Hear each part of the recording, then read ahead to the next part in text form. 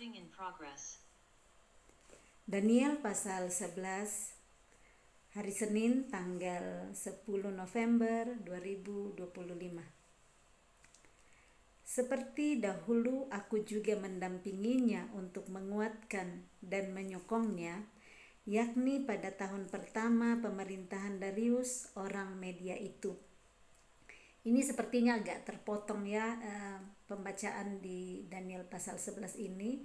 Kita lihat itu huruf kecil seperti, karena ini sambungan dari Daniel pasal 10 di mana ada koma di atas. Daniel pasal 10 ayat yang ke-21 di situ dikatakan, namun demikian aku akan memberitahukan kepadamu apa yang tercantum dalam kitab kebenaran. Tidak ada satupun yang berdiri di pihakku dengan tetap hati melawan mereka, kecuali Mikael, pemimpinmu itu. Nah, ini bagian terakhir di Daniel pasal 10, dan hari ini kita lanjut di Daniel pasal 11 ayat 1-nya. Seperti dahulu aku juga mendampinginya untuk menguatkan dan menyokongnya, yakni pada tahun pertama pemerintahan Darius orang Media itu. Jadi yang dikatakan di sini bahwa ini bukan Mikael ya, ini yang penglihatan Daniel yang dilihat saat itu ya, yang ada seorang yang datang dengan wajah berkilat, yang datang membuat Daniel ketakutan. Nah, ternyata dialah yang dikirim Tuhan untuk menyampaikan jawaban doa untuk Daniel pada saat itu. Dan dia katakan, aku ditahan oleh pemimpin-pemimpin Persia. Nah, ada malaikat Mikael yang datang menolong dia. Jadi ada juga pertolongan, dia nggak sendiri. Nah, dia bilang seperti dahulu aku juga mendampinginya. Berarti dia juga sudah pernah menolong Mikael sebelumnya. Jadi saling tolong menolong yang kita bisa melihat di sini. Kita nggak bisa berdiri sendiri-sendiri. Kita butuh pertolongan orang lain. Kita butuh saling menopang. Saat kita lemah, yang lain menguatkan kita, atau kita pas yang lemah, kita dikuatkan oleh yang lain. Jadi ada masa di dalam kehidupan kita yang kita akan butuh orang lain, dan orang lain juga butuh kita. Nah, kurang lebih ini yang memulai Daniel pasal 11 ini. Seperti dahulu aku juga mendampinginya untuk menguatkan dan menyokongnya. Dia sudah mendampingi, dia sudah menguatkan dan menyokong Mikael sebelumnya, dan kali ini saat dia dikirim, diutus untuk memberitahukan jawaban doa Daniel, Mikael yang datang menolongnya. Dan dia bilang tidak ada satupun yang berdiri di pihaknya, dengan tetap hati melawan mereka itu, tetapi kecuali Mikael. Ada orang, mungkin cuma satu orang yang berdiri menopang menyokong kita, tetapi itu sangat-sangat berharga. Nah, mari kita juga siap untuk menopang, menguatkan, menyokong saudara-saudara kita yang lain di saat mereka membutuhkan. Kita lanjut dengan tema yang berikut, Raja Negeri Utara dan Raja Negeri Selatan. Oleh sebab itu, aku akan memberitahukan kepadamu hal yang benar. Sesungguhnya 3 raja lagi akan muncul di negeri Persia, dan yang keempat akan mendapat kekayaan yang lebih besar dari mereka semua. Dan apabila ia telah menjadi kuat karena kekayaannya, ia akan berusaha sekuat-kuatnya untuk melawan kerajaan Yunani. Sudah kuat, tetapi masih mau lebih kuat lagi, masih mau ngalahin yang lain. Udah menguatkan diri, makin kuat dengan kekayaan, mau lagi melawan kerajaan Yunani. Ini manusia, kalau nggak lihat anugerah Tuhan dalam hidupnya, nggak akan pernah puas. Dapat 1 mau 2 mau 3 mau 4, sudah ada satu rumah mau tambah rumah lagi, tambah mobil lagi, tambah semua. Nah, baik kita belajar untuk bersyukur saat Tuhan sudah memberikan dalam hidup kita. Belajar untuk bersyukur apa yang Tuhan sudah berikan. Orang sudah cukup untuk dimakan, masih bikin semua untuk cari uang, cari uang, cari uang, padahal sudah cukup makan sehari-hari. Ditanya Tuhan untuk membangun relasi dengan Tuhan, baca Alkitab, pergi kebaktian sama temannya, maaf ya saya nggak ada waktu, saya sibuk, saya ini dan ini. Dan seperti inilah bagaimana kita tahu bersyukur dan membagi waktu kita, bukan hanya untuk mencari apa yang kita butuhkan di bumi ini, tetapi mari kita persiapkan kehidupan kita nanti di kekekalan. Ayat ketiga, kemudian akan muncul seorang raja yang gagah perkasa, yang akan memerintah dengan kekuasaan yang besar dan akan berbuat sekehendaknya. Tetapi baru saja ia muncul, maka kerajaannya akan pecah dan terbagi-bagi menurut keempat mata angin dari langit, jatuh bukan kepada keturunannya dan tanpa kekuasaan seperti yang dipunyainya, sebab kerajaannya akan runtuh dan menjadi milik orang-orang yang lain daripada orang-orang ini. Nah, ini raja lain yang akan muncul, dikatakan di sini, ini disampaikan kepada Daniel semua ya. Yang awalnya Daniel sangat ketakutan, dia jatuh tertelungkup, dia pingsan, sehingga dikatakan di ayat yang ke-10 19 ke-8 ya 19 Daniel pasal 10 itu yang kita pakai juga untuk menguatkan kita. Yang dikatakan di sini, hai engkau yang dikasihi, janganlah takut, sejahteralah engkau, jadilah kuat, ya jadilah kuat. Nah, ini yang membuat Daniel kuat lagi, bangkit lagi kekuatannya, dan dia lanjutkan mendengar apa yang disampaikan oleh orang yang dilihat oleh Daniel di penglihatannya di dekat sungai Tigris. Nah, kita lanjut di sini. Jadi dia sampaikan bahwa ada muncul lagi raja yang gagah perkasa yang memerintah dengan kekuasaan yang besar dan akan berbuat sekehendaknya. Orang kalau sudah punya kekuasaan, punya kekayaan, kadang berbuat sekehendaknya saja, bikin apa saja yang dia mau. Tetapi hati-hati, ini seperti raja yang sangat besar ini memerintah dengan kekuasaan yang besar, akan berbuat sekehendaknya, tetapi baru saja muncul, kerajaannya sudah terpecah, terbagi-bagi. Bahkan nantinya dikatakan kerajaannya itu terpecah-pecah dan bukan keturunannya yang nantinya melanjutkan. Kerajaannya runtuh dan menjadi milik orang-orang yang lain daripada orang-orang ini. Jadi saat kita diberikan kekuasaan, diberi kekuatan, diberikan kekayaan, jangan kita berbuat sekehendaknya. Pakailah berkat-berkat Tuhan untuk menjadi berkat buat orang lain dan bukan bertindak semena-mena terhadap sesama. Ayat 5, maka Raja Negeri Selatan akan menjadi kuat, tetapi salah seorang dari panglima-panglimanya akan menjadi lebih kuat daripadanya, dan orang ini memerintah, lalu kekuasaannya akan menjadi kekuasaan yang besar.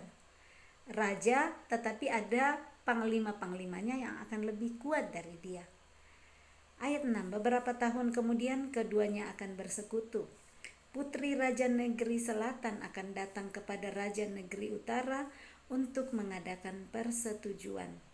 Tetapi putri itu tidak berhasil, juga keturunannya tidak dapat bertahan. Putri itu akan diserahkan, demikian pula orang-orang yang mengantarnya, anak yang dilahirkannya, dan orang yang mengawininya.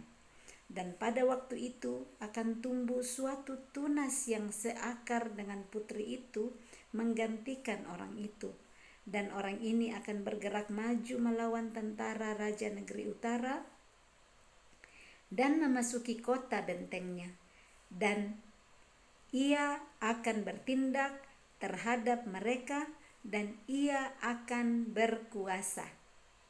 Bahkan dewa-dewa mereka dan patung-patung tuangan mereka dan barang-barang mereka yang berharga dari perak dan emas akan diangkutnya sebagai jarahan ke Mesir. Lalu beberapa tahun lamanya ia akan berhenti berperang melawan Raja Negeri Utara. Kemudian raja ini akan memasuki kerajaan Raja Negeri Selatan, tetapi kemudian pulang ke negerinya sendiri. Kemudian anak-anaknya akan bersiap untuk berperang dan akan mengerahkan sejumlah tentara yang besar.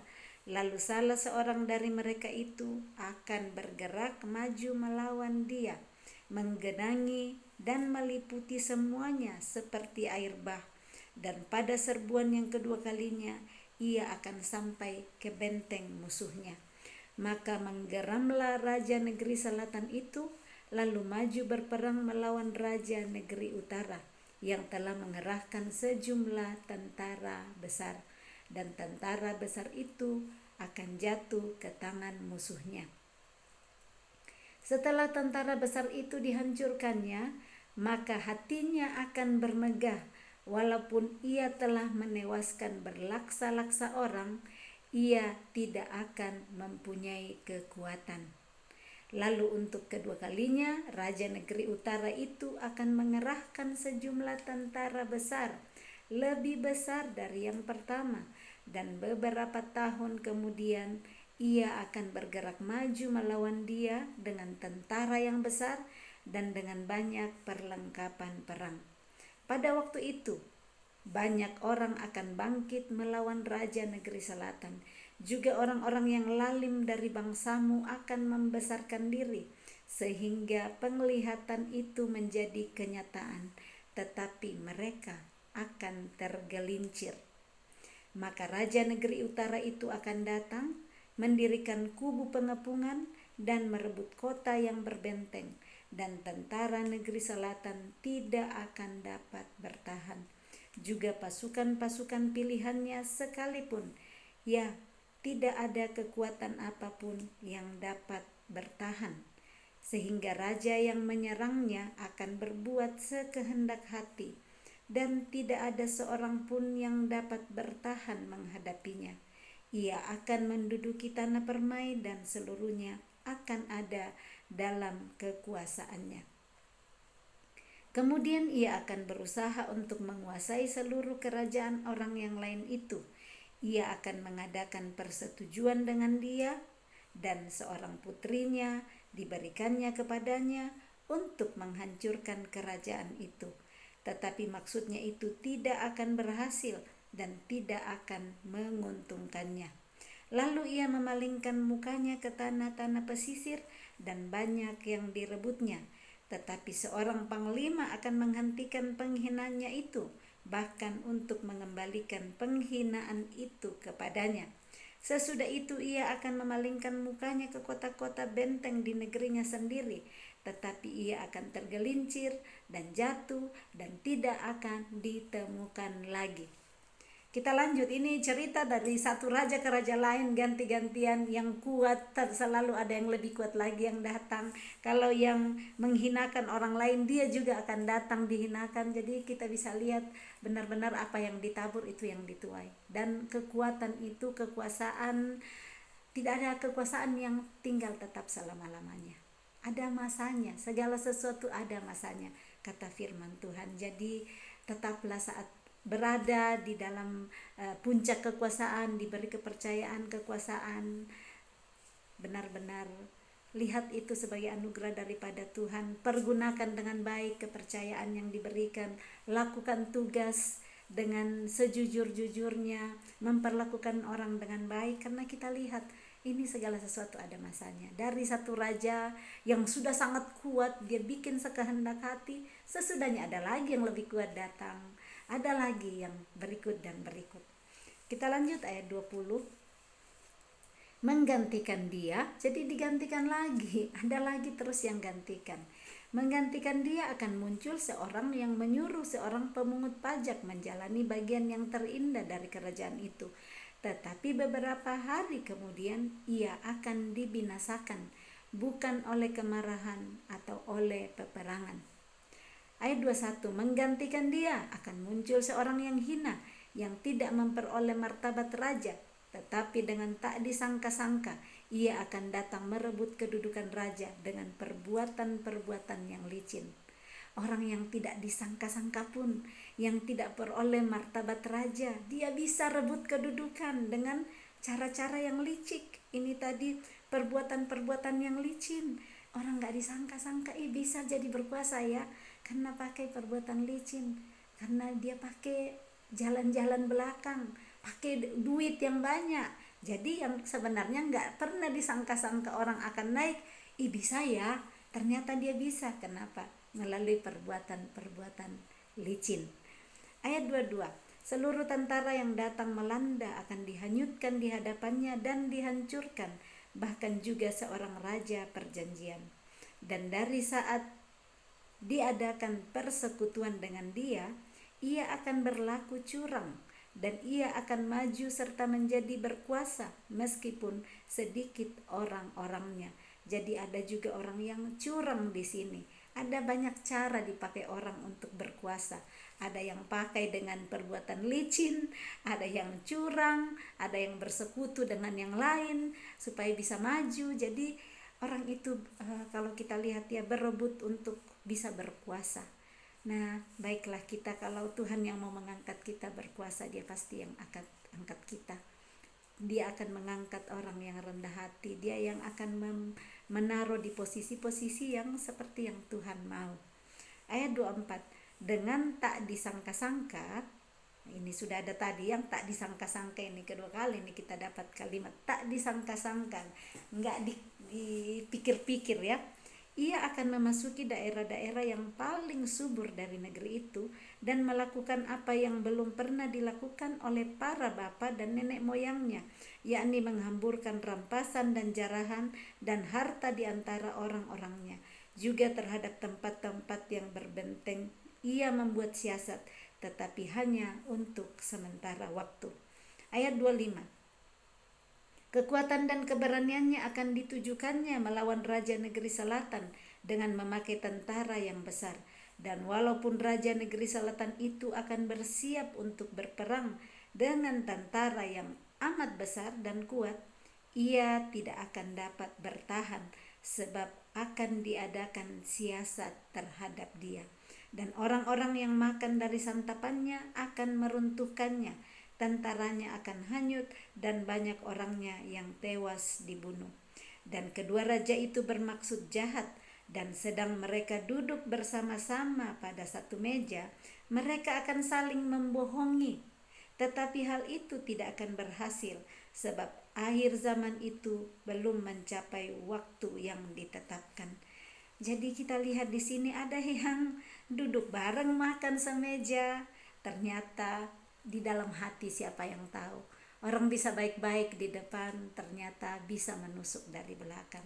Jadi mari kita terus berjaga-jaga juga dengan orang-orang lain, karena kadang kita langsung percaya orang, oh mulutnya manis banget, ini sudah duduk sama-sama gitu, duduk bersama-sama satu meja, tetapi akan saling membohongi, tidak jujur.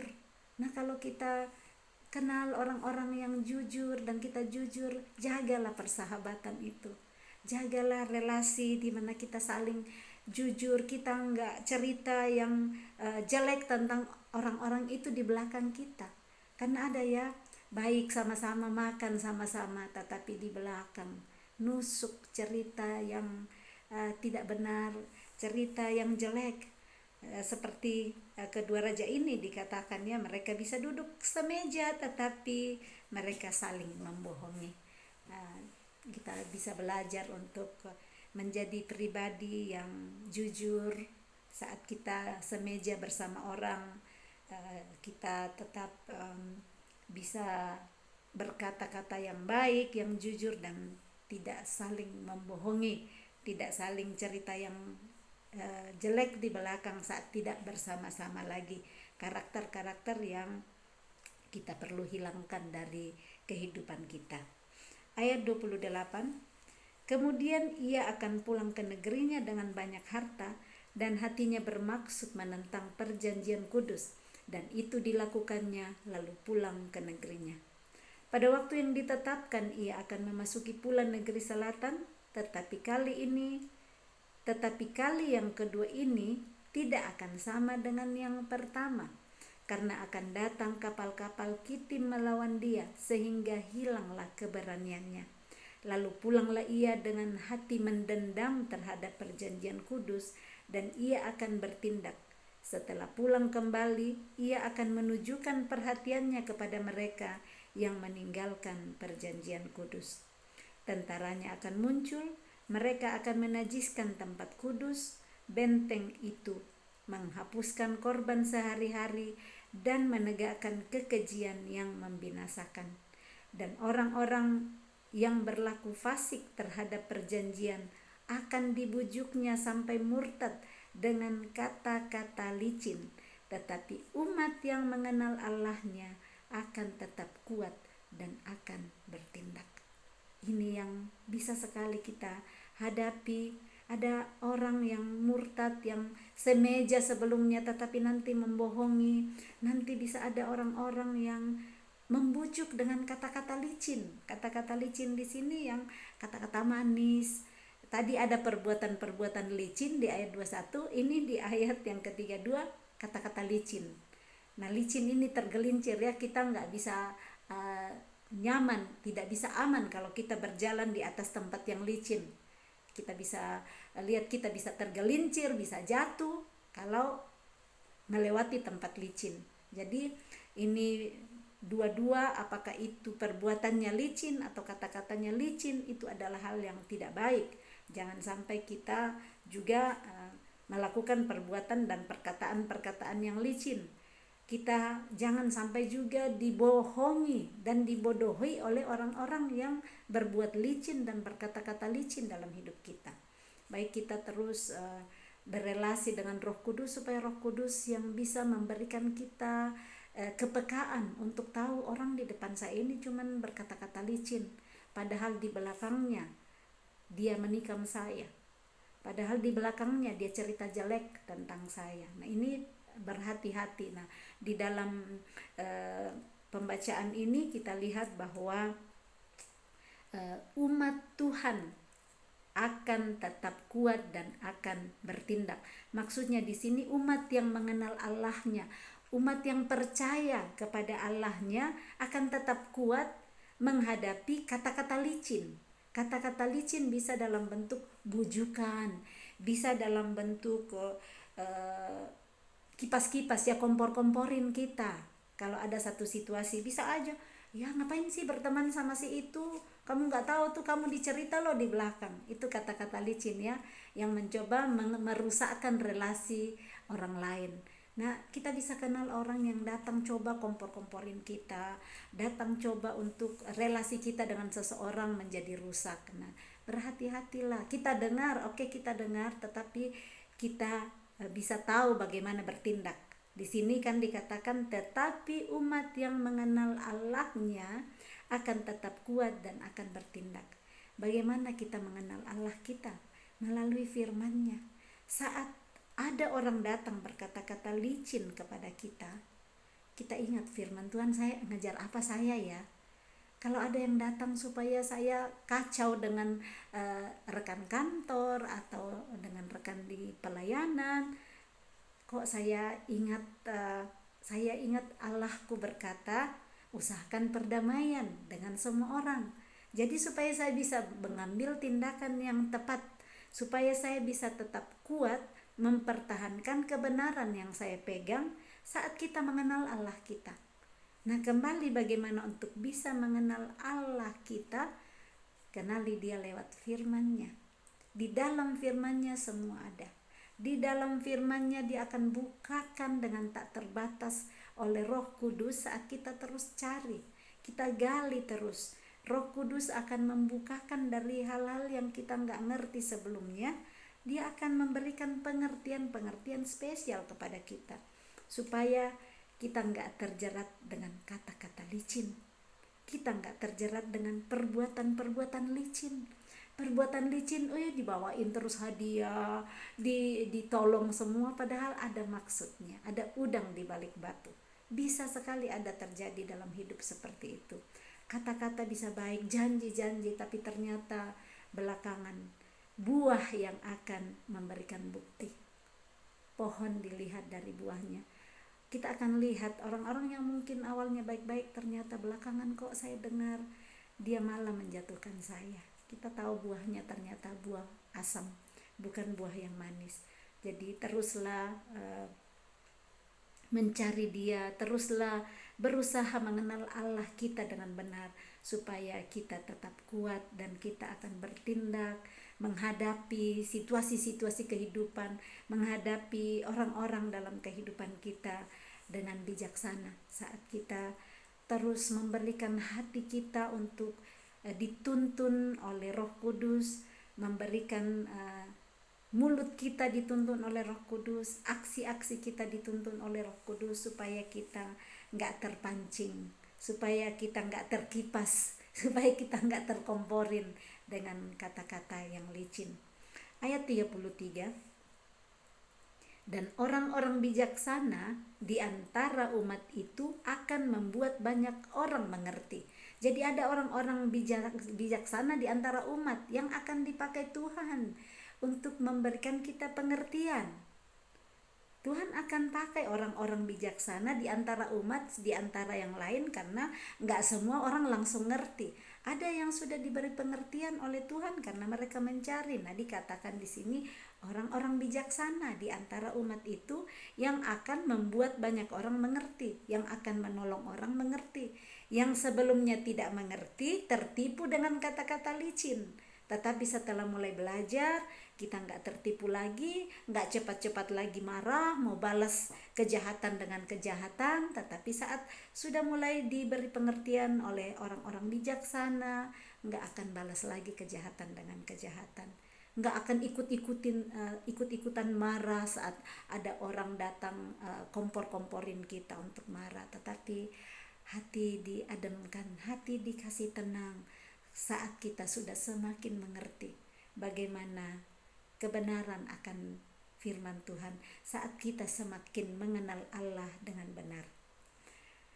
Tetapi untuk beberapa waktu lamanya mereka akan jatuh oleh karena pedang dan api, oleh karena ditawan dan dirampas. Sementara jatuh, mereka akan mendapat pertolongan sedikit, dan banyak orang akan menggabungkan diri kepada mereka secara berpura-pura. Ini tadi perbuatan licin dan kata-kata licinnya akan ada. Jadi ini yang dikatakan di sini, beberapa waktu lamanya akan jatuh. Siapa itu? Orang-orang yang bijaksana. Mereka juga hadapi ujian. Orang-orang bijaksana di antara umat itu sudah membuat banyak orang mengerti, tetapi ternyata beberapa waktu lamanya mereka akan jatuh. Ada ujian juga, menghadapi ujian. Oleh karena pedang dan api itu ujian-ujian ya. Pedang bisa dalam bentuk ujian, tikaman-tikaman dari orang lain, ada api-api pembakaran, ujian, masalah di dalam hidup. Oleh karena ditawan dan dirampas. Nah, sementara jatuh, sementara menghadapi ujian itu kan, mereka akan dapat pertolongan sedikit. Sepertinya pertolongannya sedikit, tetapi percaya deh, Tuhan pasti akan terus ada nolong. Kelihatannya kok pertolongan gak datang, sedikit sekali, dan banyak orang akan menggabungkan diri kepada mereka secara berpura-pura. Ada yang coba bergabung sama-sama tetapi gak tulus, cuman pura-pura, cari keuntungan diri sendiri. Ada orang ya, saat sementara jatuh yang lain sengaja baik-baik tapi untuk dapat keuntungan sendiri, bukan karena tulus mau menolong orang yang sementara mendapatkan ujian, yang sementara jatuh. Di sana kadang ada orang yang kelihatannya mau datang menolong. Kadang seperti kita biasa lihat ya, ada kebakaran atau apa, mau coba datang nolong tapi ternyata nggak nolong bener, ngambil malah barang-barang orang yang kebakaran itu. Nah, itu ada, sudah diberitahu akan ada orang-orang seperti itu. Nah, jangan sampai kita yang berlaku seperti itu, atau kita perlu berhati-hati supaya kita tidak mendapatkan orang-orang yang menggabungkan diri tetapi ternyata pura-pura saja. Ayat 35, sebagian dari orang-orang bijaksana itu akan jatuh. Ternyata sudah bijaksana bisa jatuh. Kenapa bisa jatuh? Karena menyerah. Karena ini ujian tadi kan, menghadapi, mereka akan menghadapi pedang dan api, akan ditawan dan dirampas. Sudah bijaksana tapi kok hidup berat, hidup susah. Di sana mereka bisa jatuh kalau menyerah. Padahal kebijaksanaan sudah ada, sudah tahu firman Tuhan, tetapi saking panasnya api, saking sakitnya pedang, membuat orang bisa menyerah. Mari kita baca dulu Galatia 6 ayat yang ke-9. Galatia 6 di sini akan bisa nolong kita. Galatia 6 ayat 9 yang berkata,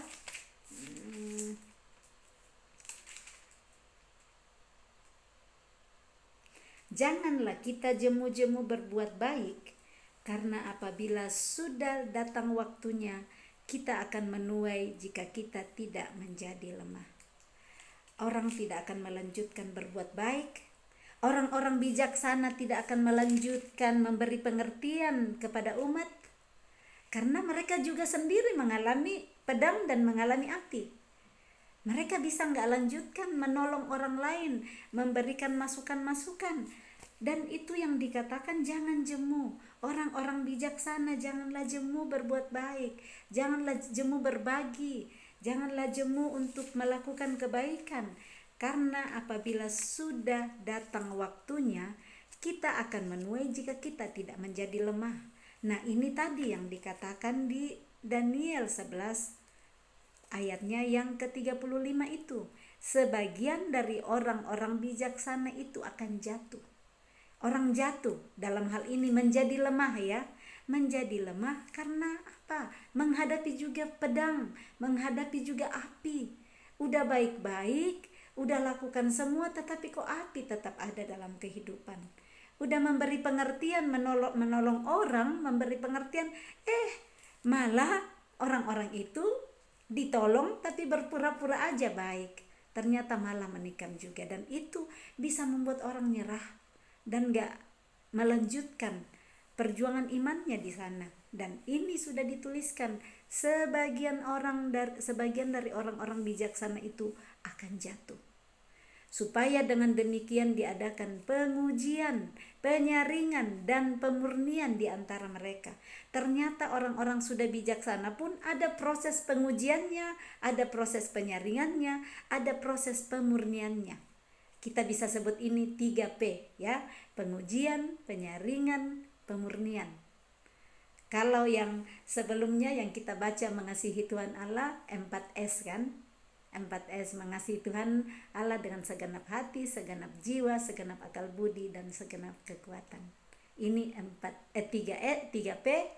Orang-orang bijaksana akan mengalami pengujian, penyaringan, dan pemurnian. Nah, pemurnian apa, pengujian apa, penyaringan apa yang saudara hadapi hari ini? Semuanya itu bisa kita lihat, pembakarannya, pedangnya, apinya, banjirnya. Itu bisa berbentuk dalam hal ujian-ujian kehidupan, ujian dalam pekerjaan, ujian dalam kesehatan, penyaringan di dalam keluarga, penyaringan di dalam pelayanan. Semua itu pengujian, penyaringan, dan pemurnian. Kalau kita tidak jemu-jemu di dalam melakukan terus yang baik saat kita kenal Allah kita dengan benar, maka yang lulus dari pengujian, yang lulus dari penyaringan dan pemurnian tidak akan jatuh. Jadi yang akan jatuh tadi itu, sebagian yang akan jatuh yang tidak lulus dari ujian, saking beratnya nyerah aja deh. Aku gak bisa lagi, aku gak tahan lagi hadapi ini, ujian kehidupan ini, aku nyerah. Nah, itulah yang dicari oleh musuh, supaya kita menyerah, supaya kita gak lanjutkan pertandingan iman kita. Ada Roh Kudus yang terus ada menolong kita, ayo maju, kuatkan dan teguhkan hatimu, jadilah kuat, engkau orang yang dikasihi, jangan takut. Tuhan Yesus berkata, aku menyertai engkau sampai kepada akhir zaman, supaya saat menghadapi pengujian, penyaringan, dan pemurnian yang pasti, proses ini berat sekali. Proses ini tidak mudah. Proses menghadapi pedang, api, air, semuanya yang berat dalam hidup kita, janji Tuhan ada. Ada di Yesaya juga ya, melewati api kita tidak akan terbakar, melewati air tidak akan hanyut. Jadi Yesaya menuliskan, Daniel menuliskan, ada pengujiannya, pengujian lewat api. itu untuk menguji. Emas murni dilewati dengan pembakaran kan. Nah itu pengujiannya. Disaring untuk dapat emas ya, itu dipisahkan dari tanah atau dari batu-batu yang lain, disaring dan disaring sampai dapat biji-biji emas yang murni. Dimurnikan, pemurnian itu dibakar sampai panas yang sangat-sangat tinggi supaya nanti hanya emas murni yang tinggal. Demikian juga dengan kita, ujian yang kita hadapi hari ini yang kalau kita masih bisa bernafas, di Daniel kan kita udah baca sebelumnya, aku sudah tidak bisa bernafas, kita bisa bilang, Tuhan aku sudah tidak bisa bernafas Tuhan. Itu adalah proses pengujian, penyaringan dan pemurnian supaya kita timbul serupa dengan Kristus nantinya. Yesus sudah lewatin semua ini loh, 3P Yesus sudah lewatin, dan dia lewat lebih daripada pemenang. Yesus mau kita mengikuti teladannya, bagaimana menghadapi proses 3P ini supaya kita juga keluar lebih dari pemenang serupa dengan dia. Saya lanjut lagi, saya ulang, sebagian dari orang-orang bijaksana itu akan jatuh supaya dengan demikian diadakan pengujian, penyaringan dan pemurnian di antara mereka sampai pada akhir zaman, sebab akhir zaman itu belum mencapai waktu yang telah ditetapkan. Ayat 36, Raja itu akan berbuat sekehendak hati, ia akan meninggikan dan membesarkan dirinya terhadap setiap Allah, juga terhadap Allah yang mengatasi segala Allah. Ia akan mengucapkan kata-kata yang tak senonoh sama sekali, dan ia akan beruntung sampai akhir murka itu, sebab apa yang telah ditetapkan akan terjadi. Juga para Allah nenek moyangnya tidak akan diindahkannya, baik pujaan orang-orang perempuan maupun Allah manapun juga tidak akan diindahkannya, sebab terhadap semuanya itu ia akan membesarkan diri. Tetapi sebagai gantinya itu, ia akan menghormati dewa benteng-benteng, dewa yang tidak dikenal oleh nenek moyangnya akan dihormatinya dengan membawa emas dan perak dan permata dan barang-barang yang berharga. Dan ia akan bertindak terhadap benteng-benteng yang diperkuat dengan pertolongan dewa asing itu. Siapa yang mengakui dewa ini akan dilimpahi kehormatan. Ia akan membuat mereka menjadi berkuasa atas banyak orang, dan kepada mereka akan dibagikannya tanah sebagai upah. Ini raja yang berbuat sekehendak hati, menyogok orang-orang yang mau untuk menyembah dan mengakui dewa yang dia percayai, yang bukan Tuhan. Malah orang-orang itu yang akan dia limpahi kehormatan, dia kasih kuasa, dibagikan tanah sebagai upah. Jangan sampai kita terkecoh juga dengan tanah-tanah, dengan kehormatan-kehormatan, dengan kekuasaan-kekuasaan yang disodorkan kepada kita. Tapi kita sudah tahu itu karena dia mau untuk kita mengakui dewanya. Dalam hal ini kita sudah tahu itu dewa, yaitu uang ya, mamon yang kita mau cari. Saat kita mau mendapat kehormatan saja, mau berkuasa, dapat harta benda seperti tanah seperti ini, kalau tidak sesuai dengan jalan yang benar, jangan mau terkecoh dengan lidah-lidah dan kata-kata licin seperti ini, supaya ya mungkin kita dapat kurang kehormatan di bumi, kurang berkuasa di bumi, kurang tanah di bumi. Tetapi kita percaya saat kita terus taat kepada apa yang Tuhan perintahkan, hanya kepada Dia satu-satunya kita menyembah, maka upah kita pasti nantinya besar di surga. Kehormatan yang kita cari sudah siap semua di surga. Kekuasaan memerintah bersama Dia ada di surga.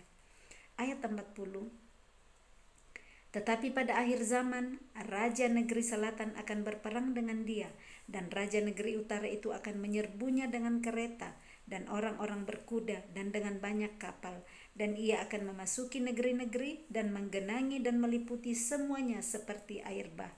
Juga tanah permai akan dimasukinya, dan banyak orang akan jatuh. Tetapi dari tangannya akan terluput tanah Edom, tanah Moab, dan bagian yang penting dari Bani Amun. Ia akan menjangkau negeri-negeri, dan negeri Mesir tidak akan terluput. Ia akan menguasai harta benda emas dan perak dan segala barang berharga negeri Mesir, dan orang Libya serta orang Ethiopia akan mengikuti dia. Tetapi kabar-kabar dari sebelah timur dan dari sebelah utara akan mengejutkan hatinya, sehingga ia akan keluar dengan kegeraman yang besar untuk memusnahkan dan membinasakan banyak orang. Ia akan mendirikan kemah kebesarannya di antara laut dan gunung permai yang kudus itu, tetapi kemudian ia akan menemui ajalnya dan tidak ada seorang pun yang menolongnya. Amin. Jangan mengandalkan kekuatan, jangan mengandalkan semua harta benda, mengandalkan kekuasaan, kehormatan. Ternyata pada waktunya saat menemui ajal tidak ada seorang pun yang menolong. Mari kita berkata seperti pemazmur yang berkata, pertolonganku hanya daripada Tuhan. Andalkan Tuhan dalam hidup kita. Kenali Dia supaya kita tidak tertipu oleh perkataan-perkataan licin, perbuatan-perbuatan licin, kehormatan-kehormatan, kekuasaan, upah-upah yang pada akhirnya membawa kita kepada kehancuran. Demikian pembacaan Daniel pasal 11 hari ini. Roh Kudus kiranya yang akan memberikan kita pengertian yang benar dan menolong kita untuk melakukannya di dalam kehidupan kita sehari-hari saat kita sudah mengerti firman itu, dan yang utama nantinya bagaimana kita mempraktekkannya. Salam kasih, Tuhan Yesus memberkati. Shalom.